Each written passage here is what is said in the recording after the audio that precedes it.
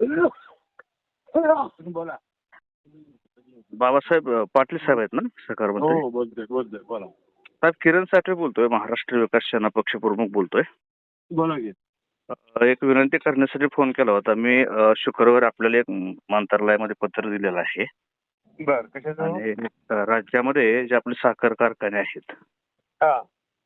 ते शेतकऱ्यांच्या मागणीनुसार काही ठिकाणी जास्त दर देतात. एफआरपी पेक्षा पण जास्त दर देतात.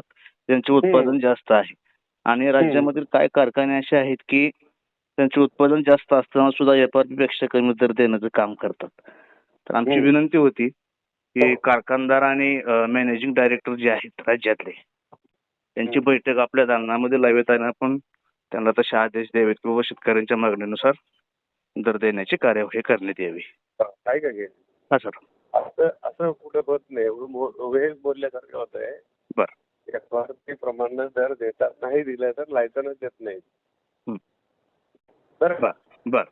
हा. मग असं कुठं कोणाचं असलं तर सांगा, कोणाला बैठक म्हणून बोलायची आपण सगळ्याला. हो सर, सांगेल. एफआरपी सरकारने ठरवून दिलेल्याप्रमाणे कारखाने पैसे देतात आणि ते जर ज्यांनी नाही दिले असले तर क्रचिंग लायसन आपण देत नाही. बर बर बर. लक्षात नाही. त्या 25 कारखान्यावर आरआरसी काढलेलीच आहे. बर. याची जप्ती वगैरे करतोय आपण. असं जर झालं असेल कुठं तर काही पर्टिक्युलर तुम्हाला म्हणायचं असतं तर मी त्यांना बोलून घेऊन करतो किंवा तुम्ही त्यांना सांगतो यांच्यावर काय ऍक्शन घ्यायच्या घ्या. चालेल सर, चालेल. देतो माहिती साहेब तुम्हाला. हा, घ्या तुम्ही. ओके ओके, धन्यवाद सर. ओके. आभार आहे.